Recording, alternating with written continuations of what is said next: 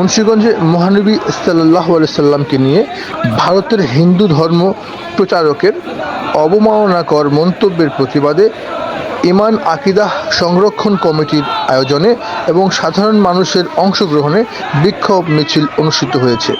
শুক্রবার জুমার নামাজের পর শহরের প্রধান সড়ক অতিক্রম করে কাচারি এলাকায় মিছিলটি শেষ হয়। পরে শহীদ মিনারে প্রতিবাদ সমাবেশে বক্তারা ভারতের বিজেপি বিধায়ক নীতেশ নারায়ণ রানে ও উগ্র হিন্দু পণ্ডিত রামগিরি মহারাজের দৃষ্টান্তমূলক শাস্তির দাবি জানান।